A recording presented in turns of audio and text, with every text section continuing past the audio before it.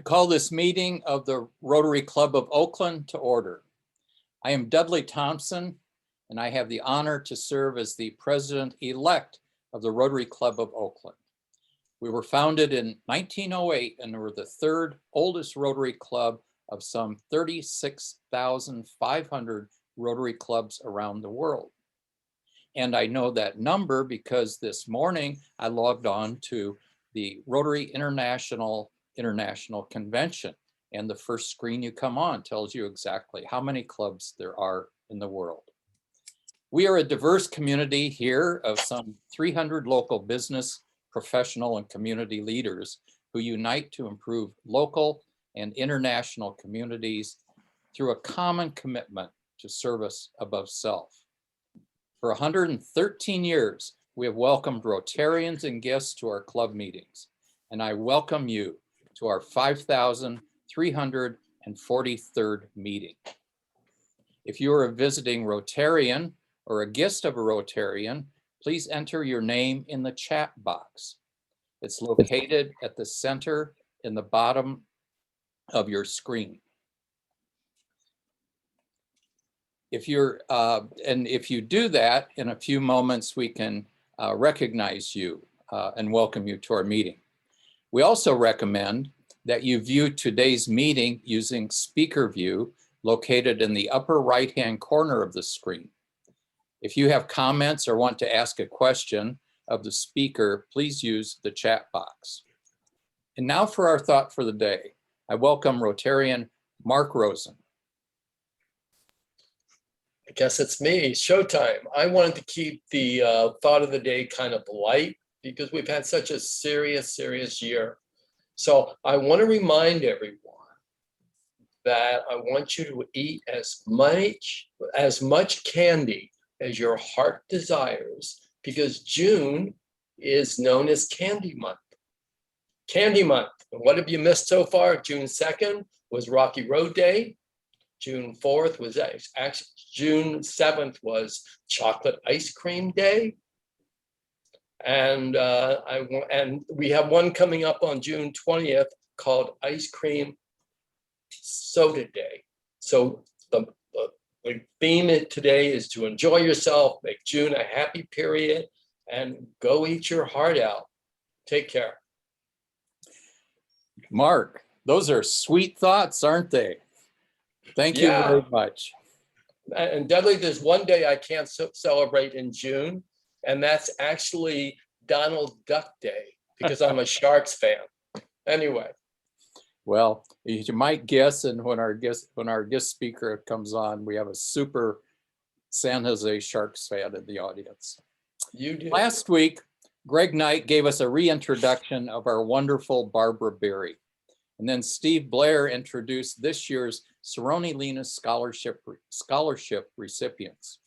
And Dr. Bernie Schlager told us about the California history of the social movement of LGBTQ liberation, opening up Gay Pride Month for us. This week, we have a very special guest for our Civic Thursday club meeting, Jonathan Becker, the president of the San Jose Sharks National Hockey League professional hockey team. President Ces will be back next week for our first in-person meeting, and President-elect nominee Mary Geong will tell us a little bit more about how to register for that today. That will be our first full hybrid meeting at the California Ballroom. Jesse says we have 60 people already signed up, so you'll still want to register for the meeting. The following week will be President Ces's demotion, which will be virtual on Zoom in the last meeting of the Rotary year. We'll be dark for a week after that for the 4th of July, and then July 8th will be the induction of some schmuck from Iowa.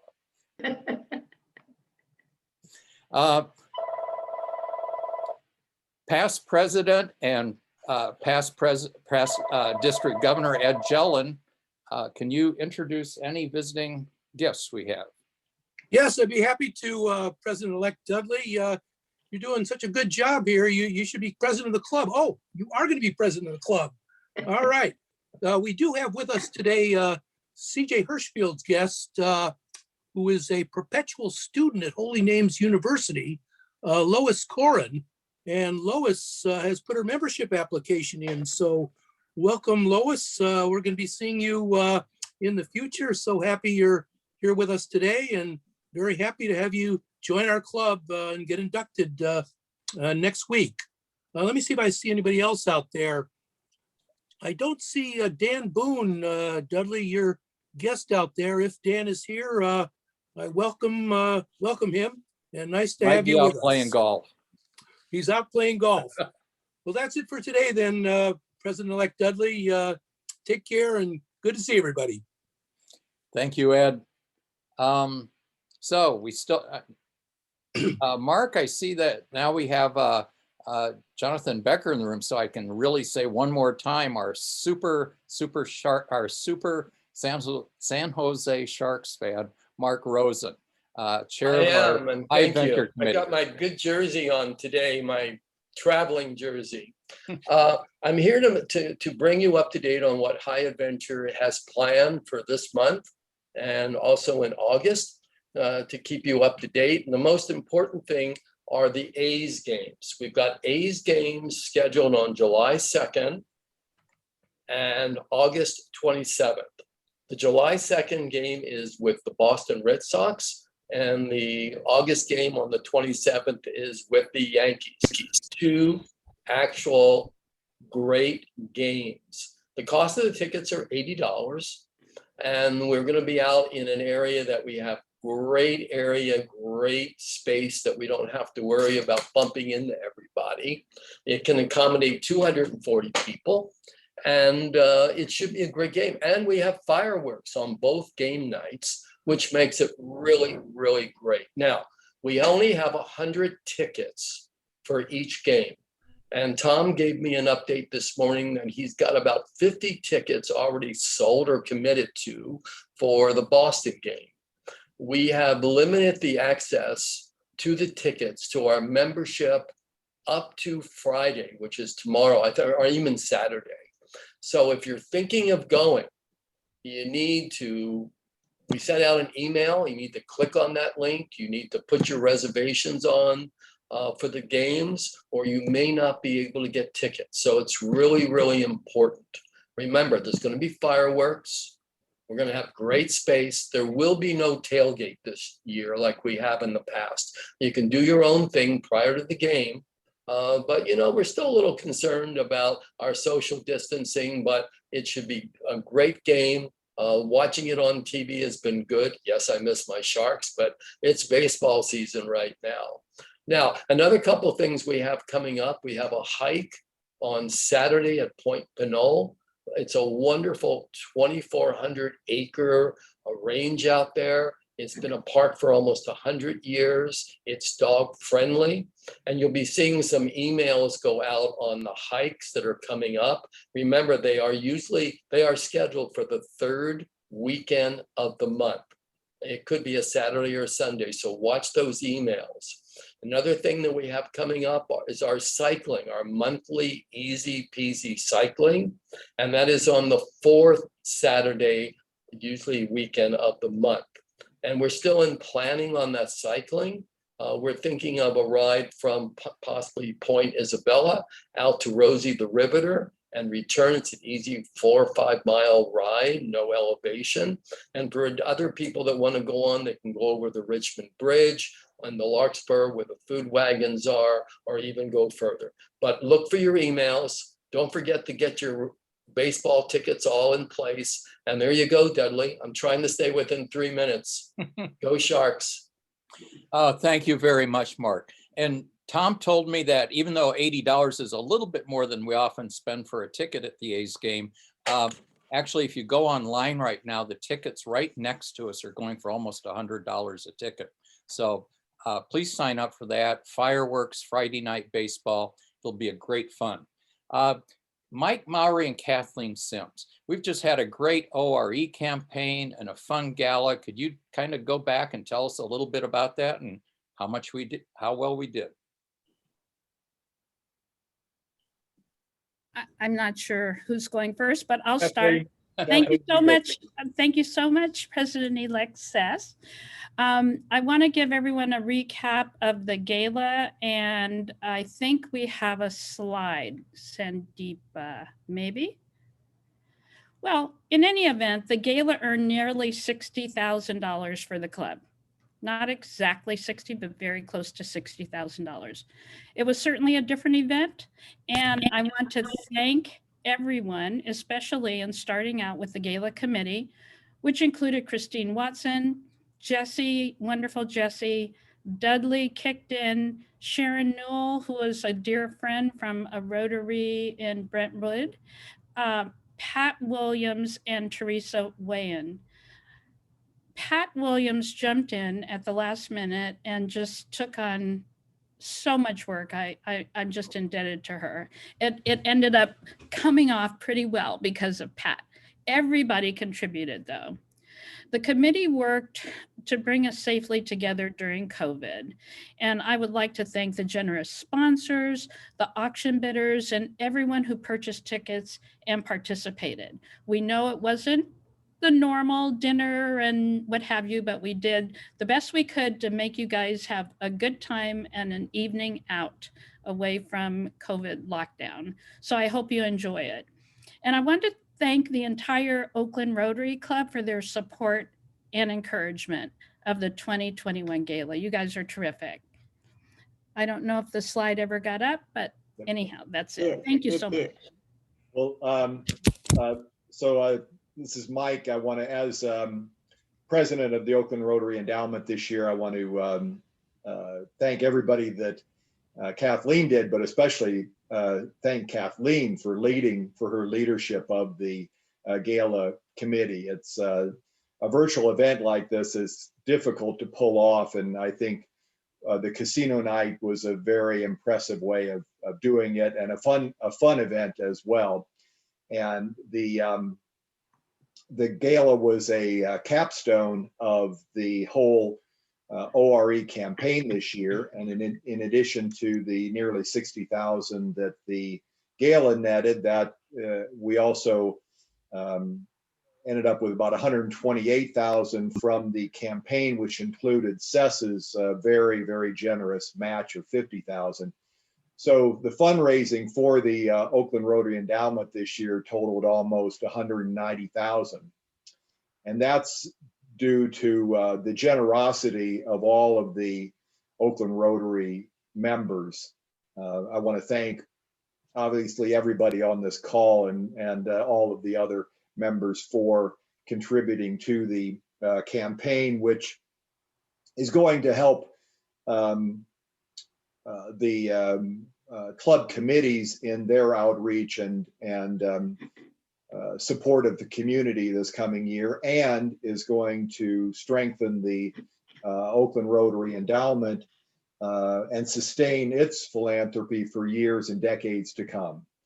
So just again, I want to appreciate everybody who contributed, and both Kathleen and Jim Caponegro for leading the Gala and the campaign itself, respectively.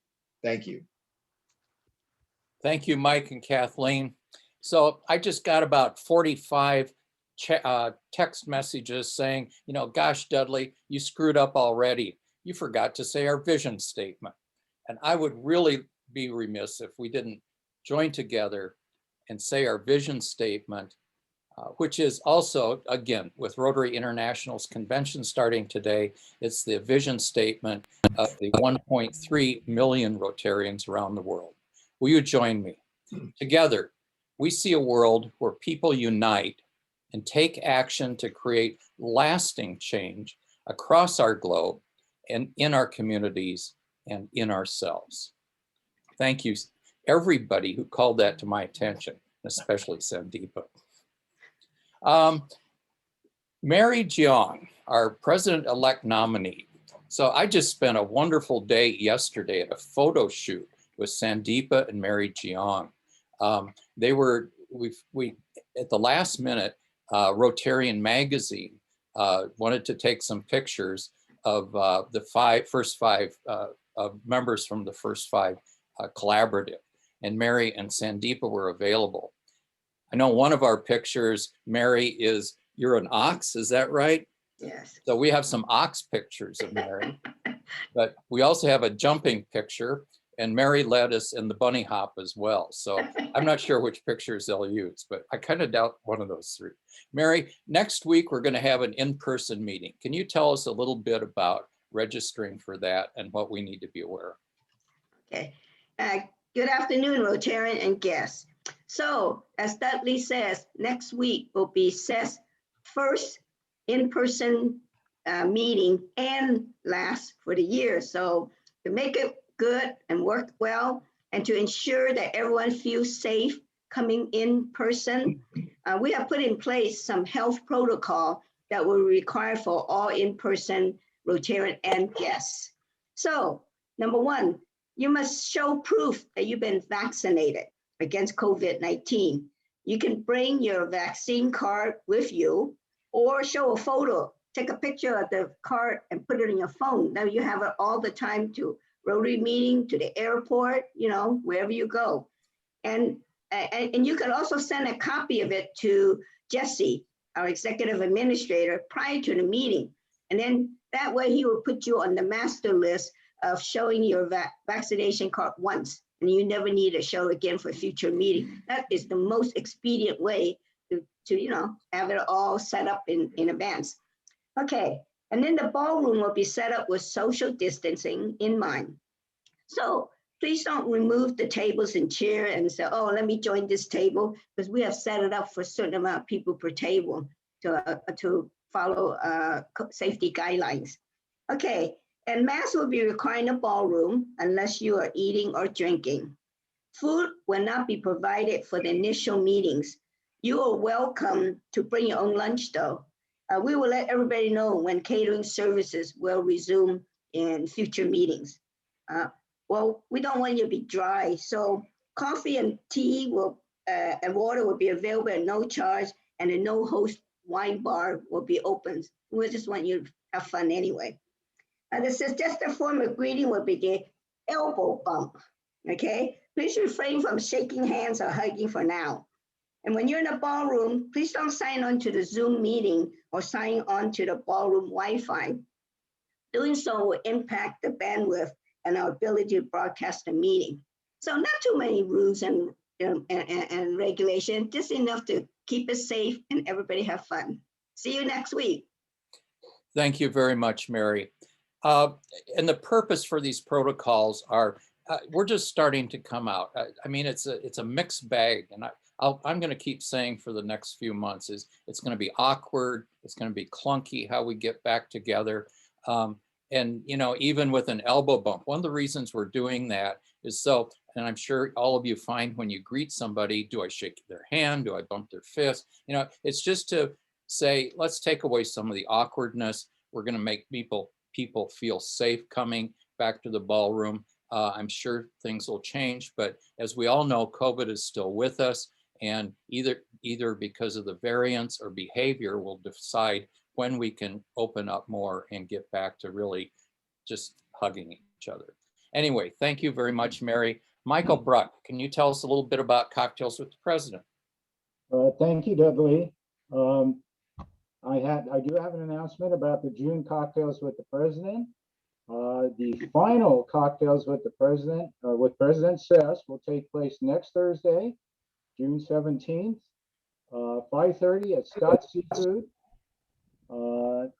The good news is that we will be gathering in person with President Ces. This is the first Cocktails with the President of in person with President Ces of his year. So please join us to congratulate Ces on all his accomplishments this year. Scott's has both indoor and outdoor areas for us to use. So let's join with Ces, give him a big send off next week. Thursday, June 17th, 5:30 to 7, Scott's Seafood in Jack London Square, number 2 Broadway. And I will see you there. And just a quick reminder from your past presidents, Ces's demotion is scheduled for Thursday, June 24th, at a regular meeting time, 12:30. Please put that on your calendar. We're going to have a lot of fun on the 24th. Thank you, Dudley. Thank you, past President Michael. Sandeepa, we have a few minutes here. Let's break out into, say, 5 minutes of breakout rooms. Can you divvy us up? And I don't have a topic, but just folks say hello, anticipate next week, talk about buying tickets for the A's game.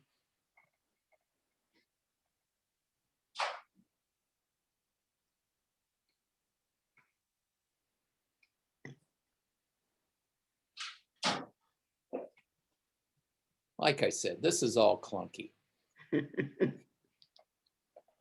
Zoom has been clunky, but it's a new tomorrow. I heard somebody talk the other day, talk about we spent all of our lives getting to this point and then we put them on hold. This is a brand new opportunity to remake yourself and create a better tomorrow. And eat lots of ice cream. And eat lots of candy. I have invited everybody to join the breakout room. Did everybody get an invitation? No, we haven't got one. Oh. I see people joining in. Okay. Send it again. Yeah. Some of us got the invitation, not It everybody. looks like 50 people are in breakout rooms and 17 of us are in one big breakout room here. A mosh pit. Have a party. Which is okay. Okay. I like all of you. Yeah, let me do it again, please. Sorry about that. Uh-oh. Actually, don't, well, I was gonna say, don't mess with the people already in breakout rooms. Looks like the communication team. Yeah, I did the breakout room like it is regularly supposed to do. I don't remember. Okay, just if It's fine. We can talk. people are in breakout rooms, just leave it there. Dudley, Yeah. the introduction stuff is harder than it looks, isn't it? To kick off the meeting. Yep. Hi, Diane. Hey, Too it's a long. challenge. That's a challenge, but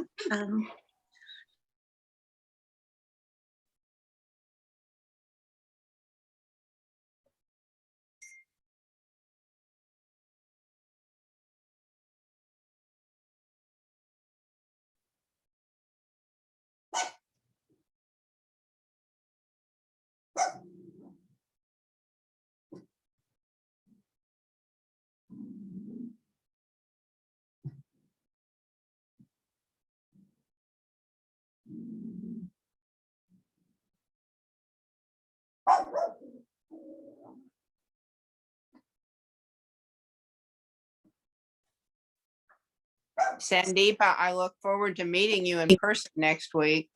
Me too. I'm Catherine. Hi, Catherine. How are you doing? I can't see you though. I'm always totally impressed with what you do during the meetings. Thank you. It's fun. It's fun to watch you. You're always Johnny on the spot. I would love to meet everybody in person. We have been trying to do that since last 5-6 meetings. It's I going know it. I know it. I'm glad Mary gave us the rules because it is going to be awkward and we're all going to want to hug and shake hands. So, but it should go well. Yeah, I think so too. Yeah. Except that now we're going to have to dress from top to bottom, you know. Yes, yes, exactly. I'm actually sitting in my night dress with a, with a jacket on. Exactly. We're going to have to wear. My computer doesn't show below this. I know. I'm I trying. know.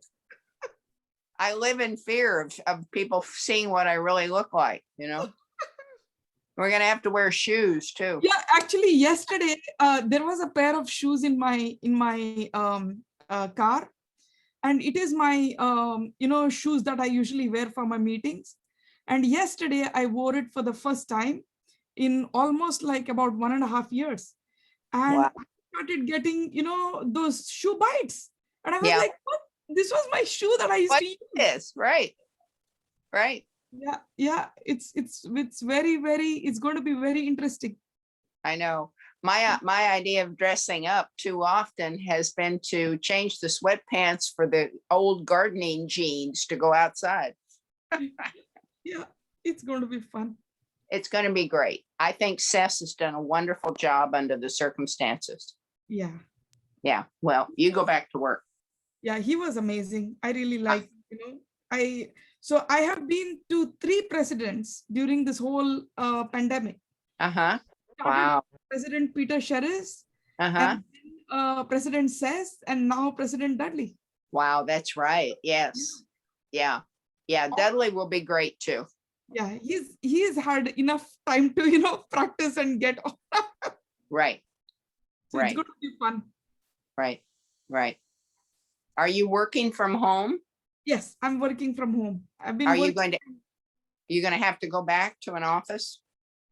So I do want to go back to an office. I own my own business, Uh-huh. so I can work from home or go to a shared space, something like that. Mm-hmm. But I'll see. Now most of my clients, they are very well versed with Zoom. Mm-hmm. Usually, since I create websites or web applications, there's no real reason for me to actually, Mm-hmm. go anywhere. Very fortunate. Yeah, I'm one of the fortunate businesses, who has thanked every day that I'm in this business during the pandemic. Right. Right. Exactly. Yeah. That we can't even, we still can't begin to grasp the permanent changes and the transitions that we're going through. Yeah, yeah. So my business, my kind of business, the IT business, unless and until you're actually in networking or installing machines and stuff like that, I think it's going to drastically change on, the entire work policy. Wow. If we could do it 1.5 years without actually meeting in place and keeping the productivity high, there is no reason for businesses to pay so much money and have a office in San Francisco and stuff like that. I think bigger businesses would attract more employees if they allowed people to work from anywhere. NPR had an interesting piece. Employers pushing people to come back and lots of people not wanting to. But the New York Times had a piece recently and that suggested that a lot of employers are listening and are willing to be flexible, because to me, a hybrid format would be just ideal. Yeah, absolutely. And everybody, since now, the pandemic happened to teach everyone how to work productively from home and how to be in meetings, what to expect and stuff like that. So it is not a one-off and done. We have had so much practice that it seems like a waste to not actually put the, practice in use. Right, right. So, Yeah, yeah. And especially given climate change, traffic, we need to use a trite phrase, think outside the box and consider not just ourselves, but our smaller and local and regional communities. Here we are. Everybody's getting back. Good. Thank you for keeping me company. Hi, Greg. Hi, Jack. Hey there. What happened? I thought everybody was coming back. There you go. Hello, everyone. Thanks for coming back. I thought I lost everyone.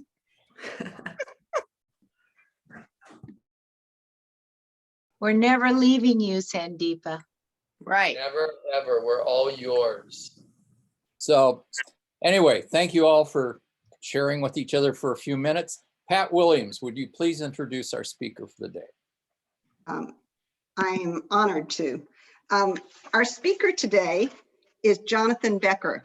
Jonathan is president of Sharks Sports and Entertainment, the parent organization for the San Jose Sharks, the San Jose Barracuda, 3 Sharks ice facilities, and the Sharks Foundation.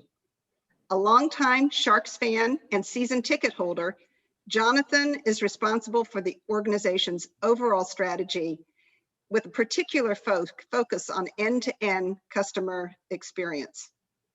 Prior to joining Shark Sports and Entertainment, Jonathan spent a decade at SAP in a variety of executive roles, including Chief Marketing Officer and Chief Digital Officer. A three-time technology company CEO, Jonathan is on the board of directors of multiple organizations. He's the author of the popular blog, Managed by Walking Around. I'll put the link in the chat. Jonathan holds a master's degree in the computer science from Duke University and a bachelor's degree in computer engineering from University of Virginia. As a fellow Wahoo, go Wahoos. Welcome, Jonathan. Thank you, Pat. That was much too kind of an introduction. And thanks to everyone for inviting me. By the way, if you're not a hockey fan, this is not a talk about hockey necessarily.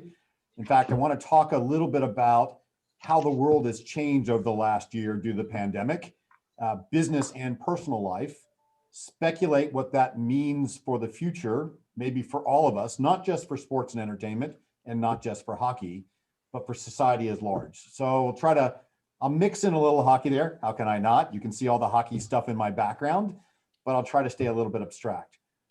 But before I get to current day, and before I look a little bit further, it's probably worth giving you a little bit of context to how I got here. So I grew up in a very small town in Southern Virginia. To give you a sense what I mean by very small town, 13 people in my high school graduating class.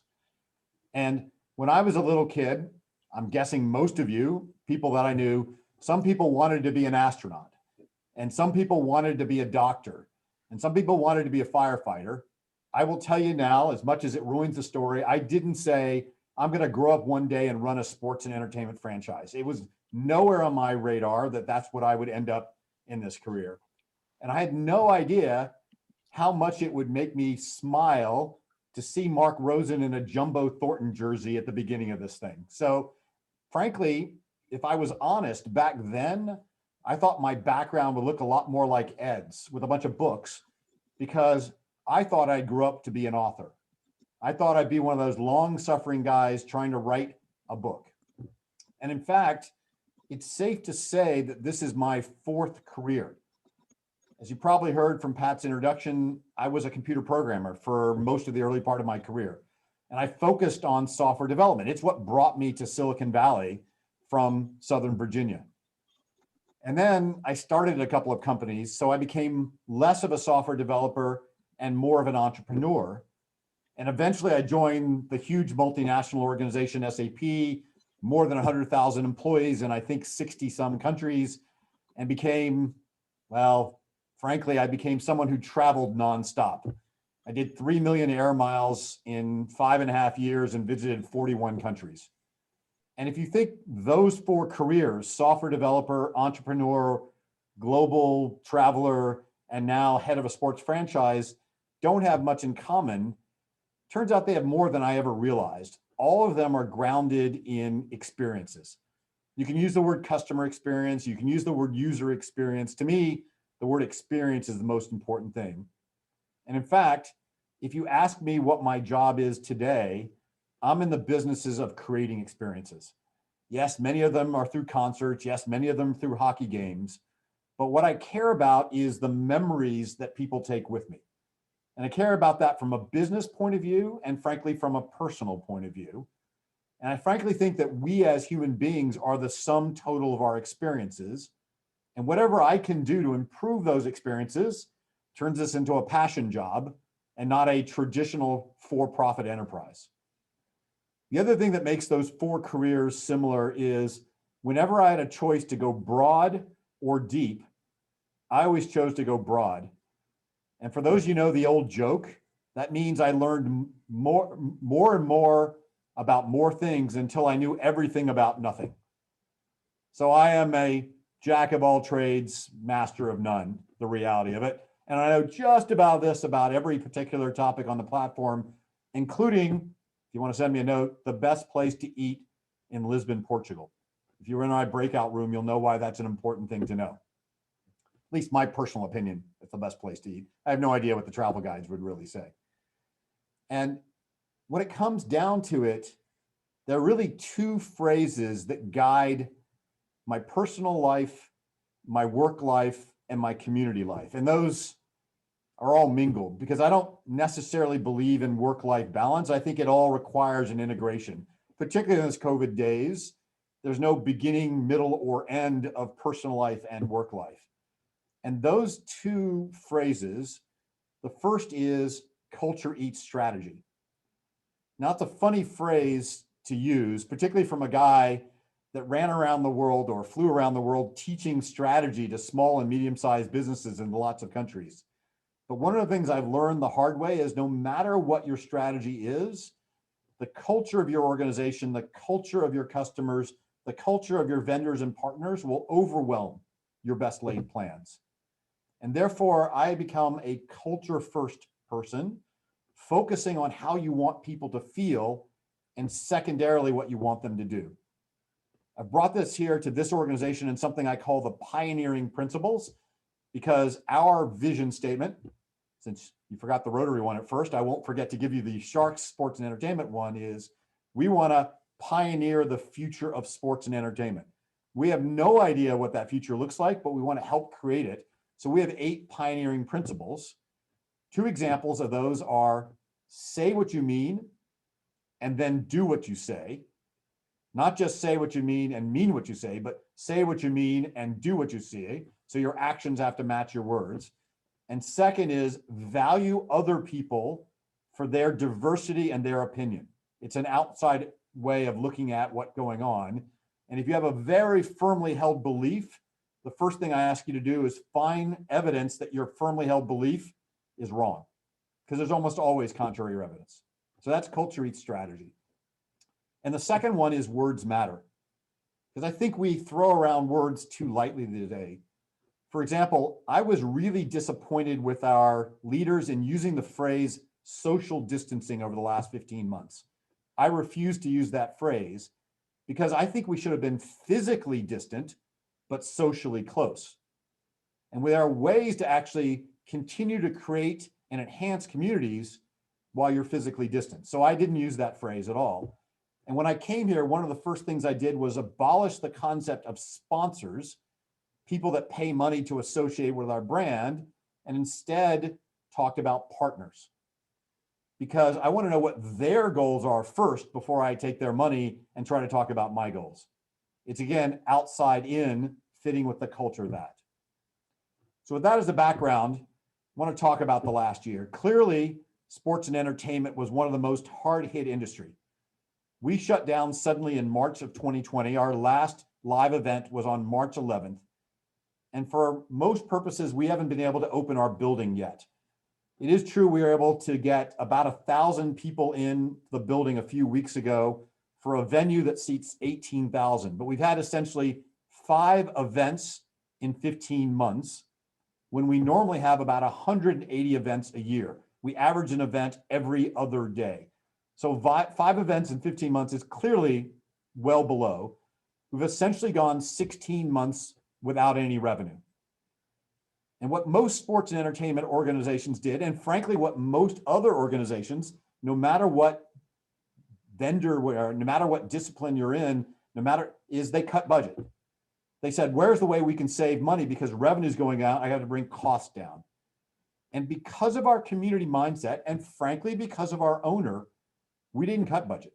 In fact, we did very modest cuts in personnel, under 5%. And frankly, mostly what we would have done anyway in a non-pandemic year.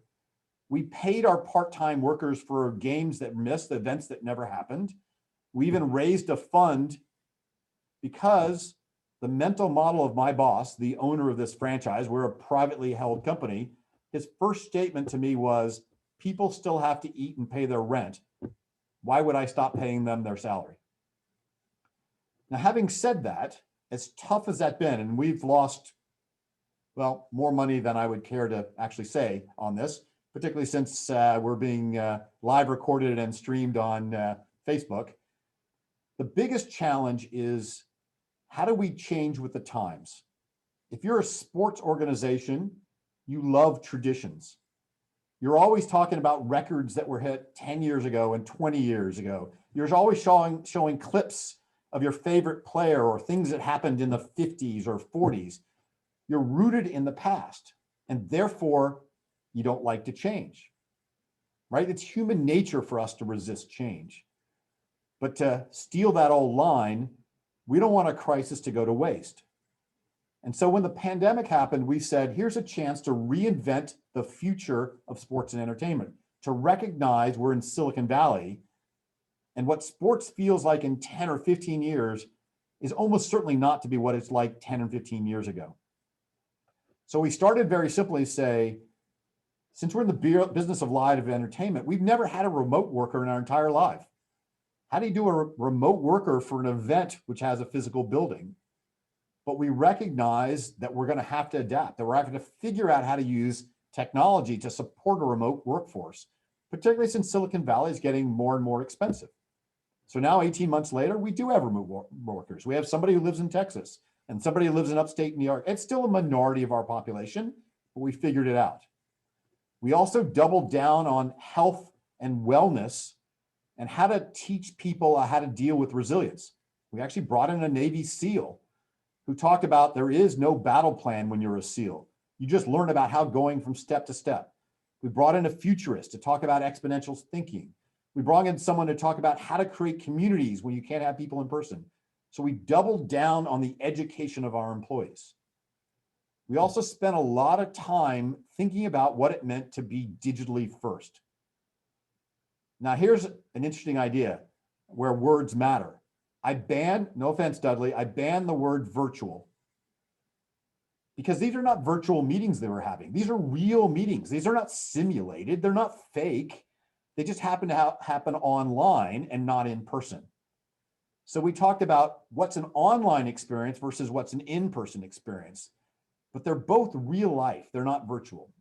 We banned the phrase work from home and thought about what does it mean to work from anywhere? Because maybe as life returns to whatever our next normal is, it makes sense to be in a coffee shop or at your neighbor's or in Portugal. Sorry to come back to that joke as well.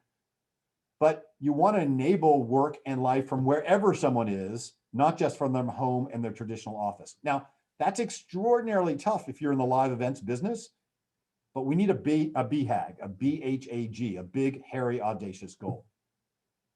And of course, that meant we had to double down on technology. And we were not a technology company. Sports and entertainment organizations do not attract traditional Silicon Valley technology people, myself accepted. And so we learned a lot of things that we never knew before. For example, the front desk phone didn't even have a remote dial-in. It was just an old school phone that people picked up and answered and said, "Hi, Shark Sports Entertainment. Can I sell you a ticket? Can I answer your questions or not?"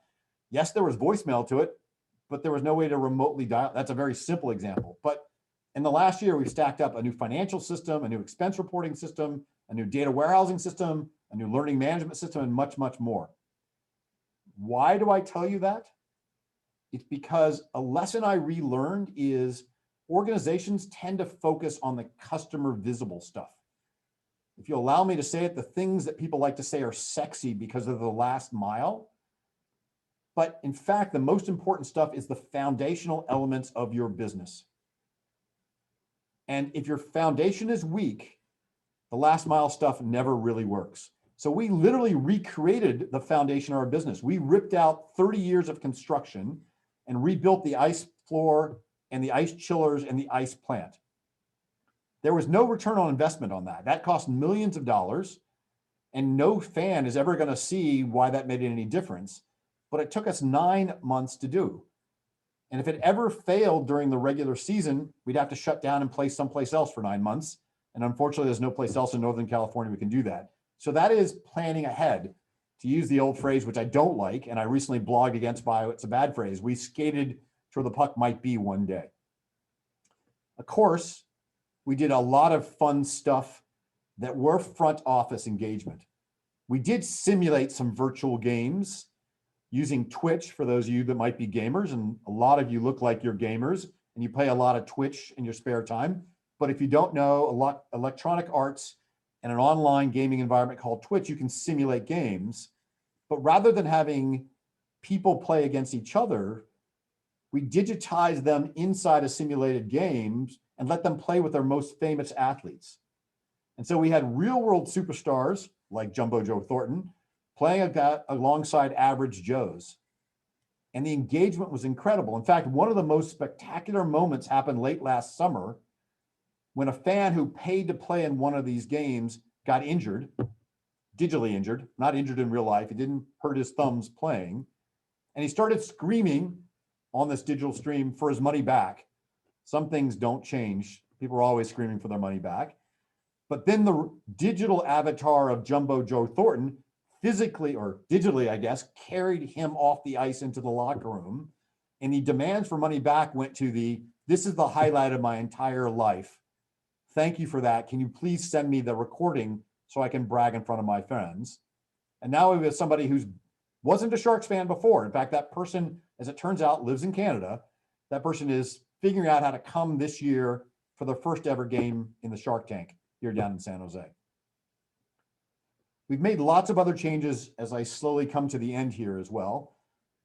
But for example, we're looking at digital cash and using digital wallets, but we recognize that not everybody in the Bay Area has a credit card or a way to use that if we abolish cash. So to make sure that we didn't disenfranchise anybody, we built something called a reverse ATM.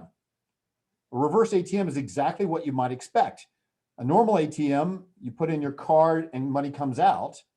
A reverse ATM, you put in your money and a Sharks branded ATM card comes out.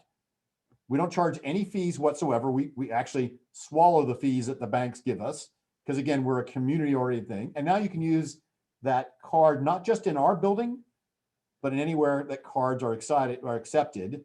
And because it's a cash card, there's no interest, et cetera. But we move people from relatively high contact cash, which has some issues when it comes to health, to low contact digital payments as by creating a reverse ATM. Two last things here as well. As we look forward to the future, we're actually building a new arena, a 4,500 seat arena for our AHL team. They're called the San Jose Barracuda. That'll be in San Jose as well. We actually, our arenas, there's one in Oakland, you guys may know is downtown, one in Fremont, two here in San Jose. We're building a new arena in San Jose, 4,500, which will be dedicated to our minor league team, the Barracuda. And we're asking ourselves, what would it mean if we thought about a building inside out? Which means every entertainment complex on the planet is designed for the people that are in the building first, and maybe they stream some of it to people that are watching it afterwards.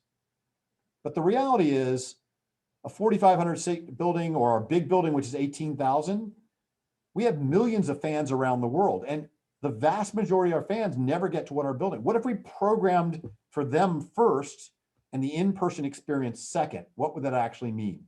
Would we put extra cameras in? Would I allow you to control your camera feed rather than you waiting for the one that shows up on TV? Would I allow you to pick your seat digitally? Because sightlines are crazy important for concerts and for hockey. Some people like center ice, some people like above view. What if I allowed you to watch from behind the goalie, et cetera, but you get to decide how you consume this content rather than having to pick the seat as well. And so I'll end with a statement because I know we have limited time today and I guess one of my superpowers is I could talk extemporaneously for 3 or 4 hours without getting any water and say, as I said earlier, I think I'm a community business that makes memory. I'm not a normal for-profit enterprise. I spent my career in tech companies who, frankly, if you asked the executives, their goal was to make money. I'm not a nonprofit either. I get that. I don't have 501(c) status, but I will tell you my business goal is to break even. Try not to lose $1, try not to make $1. And so we're very much think of ourselves as a community asset. We donate quite a bit of money and more importantly, time.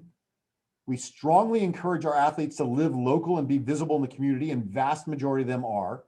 We speak out on social issues quite a bit, which is controversial in sports and entertainment. We do a lot of work on a variety of diversity and inclusion and belonging topics. Our sort of poster topic, if you will, is anti-bullying.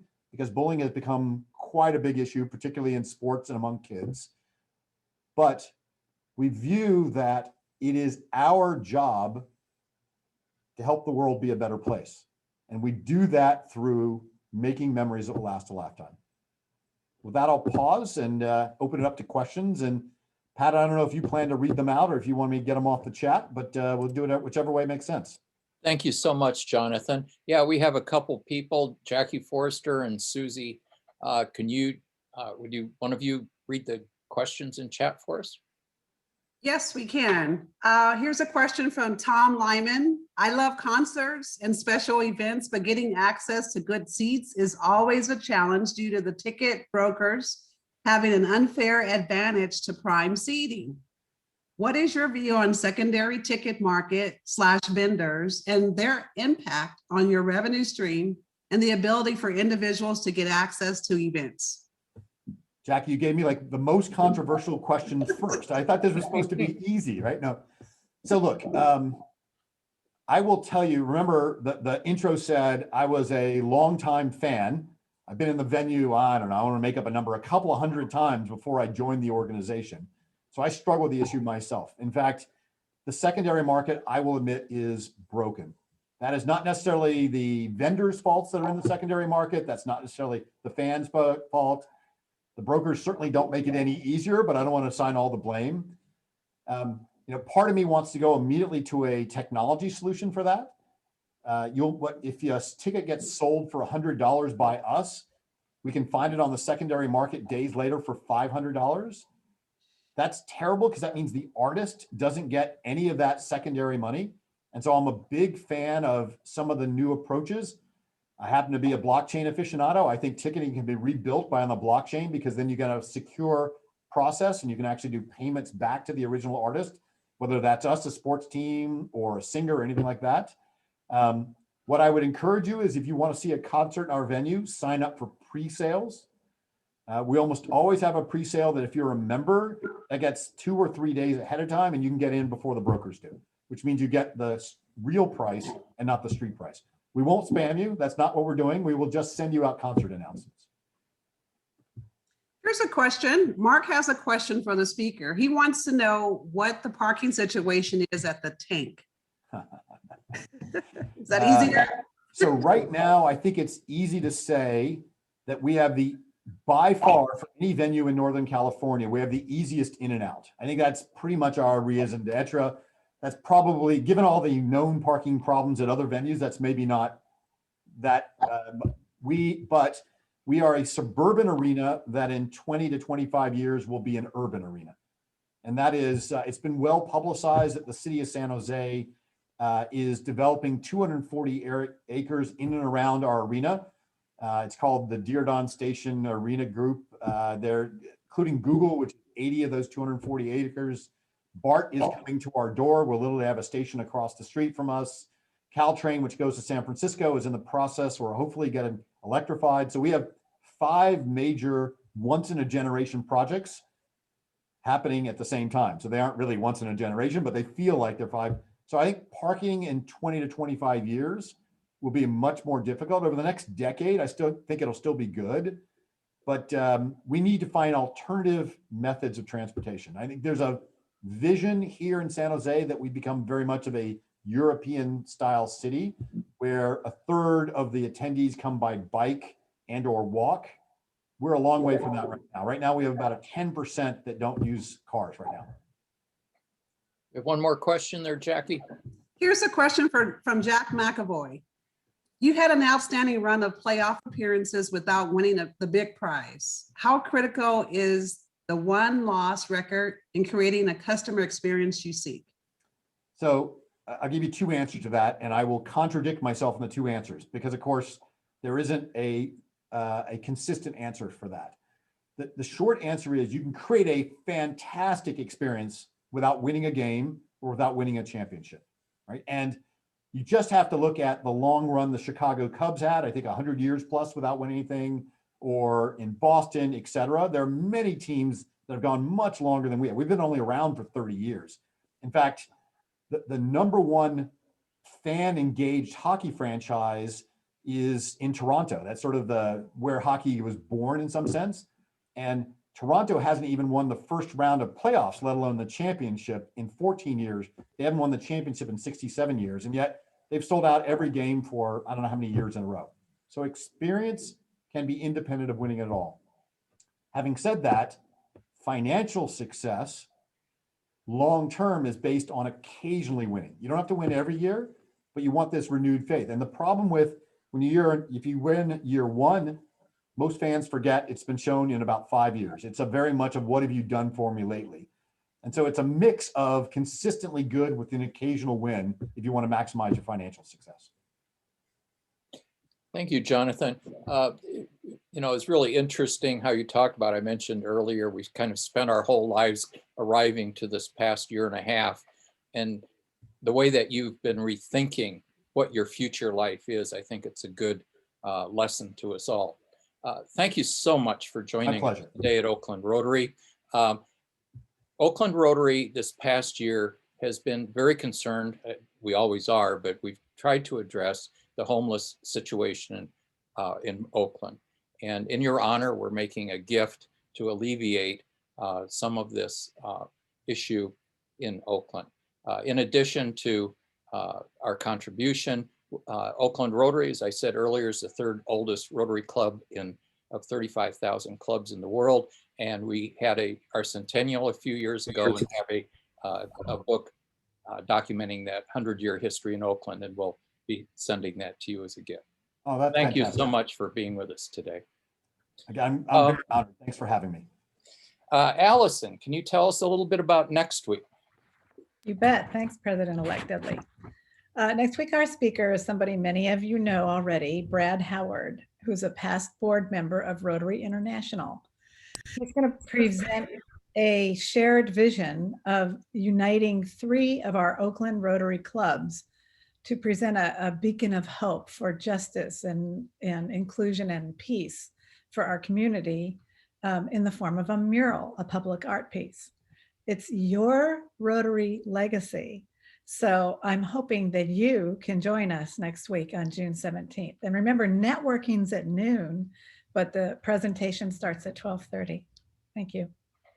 Thank you very much, Allison. Today, I want to thank Mark and again, Jonathan, you're super San Jose Sharks fan and Barracudas, and I'm sure everything that has to do with your organization. Thank you, Mark, for the thought for the day and telling us about the upcoming hike and cycling and the A's game on July 2nd, Friday night. Kathleen and Mike, you did a super job with Oakland Rotary Endowment. Mike, so much for being president of ORE this past year and all you've done. And Mike's going to be our first board member, and it's not virtual, right? He will be physically distanced coming to us from Bend, Oregon, and sitting in on board meetings from Bend. So you don't even have to live here to be a member of Oakland Rotary and even to be an active leader. Mary, thanks so much for telling us about our meeting next week and the protocols. Michael, for cocktails for the president, letting us know about that and the demotion in 2 weeks. Pat, thanks for introducing Jonathan. And again, Jonathan, thank you so much for being with us today. I wrote down how Ces finishes these meetings, and I'm going to try to do it the same way. So that's the way it was. June 10th, 19, how about 2021? I'll get this better in the next year by next June. And this was the 5,000, what is it? I got to find it in my notes here. 5,000 something, 5,343rd meeting of the Rotary Club of Oakland. Okay, got through that one. This meeting is adjourned.